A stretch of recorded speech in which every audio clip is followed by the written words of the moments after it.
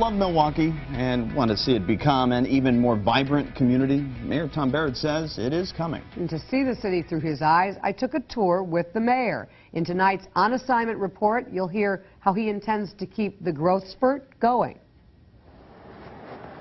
My vision is to have this a place where we have lots of jobs.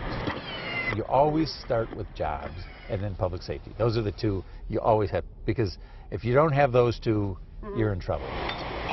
We know that we have to do more for both of those. And I think we're headed in the right direction. Again, obviously I'm biased, but I think the good things in Milwaukee far outweigh the bad things right now. I really do. You see a lot of great investment downtown. I want that to come into the neighborhoods as well. Or I want the jobs, people who live in the more economically depressed neighborhoods, or all neighborhoods for that matter, to have jobs so they can support their families. To that end, the mayor says he's taken a brick-by-brick approach, analyzing what any form of economic development brings to the city. My questions are always, well, how many jobs are we talking about, and are they family-supporting jobs?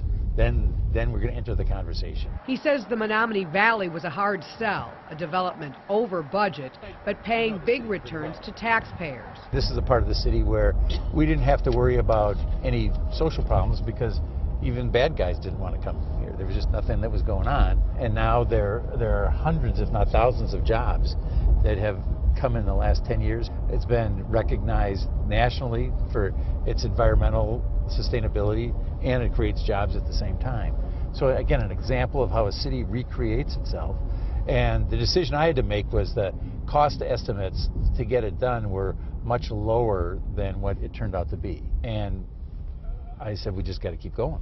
And I'm very happy we made that decision. And I will compare that to the challenge we have, which I hope is successful at Century City, which is somewhat analogous, but has different challenges to it.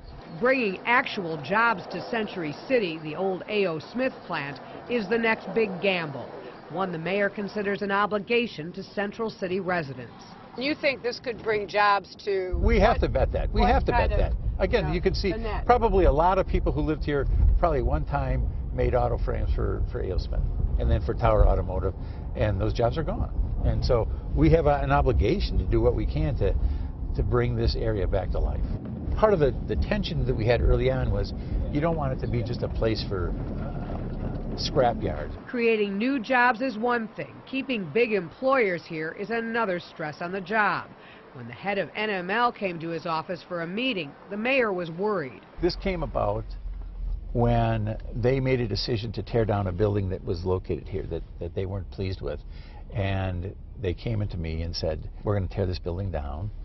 And I said, well, is this a good news meeting or a bad news? Right. And they said, we don't know. We have to decide where we're going to go. The result of many meetings, a decision to build the largest single-tenant office building in the state on the site.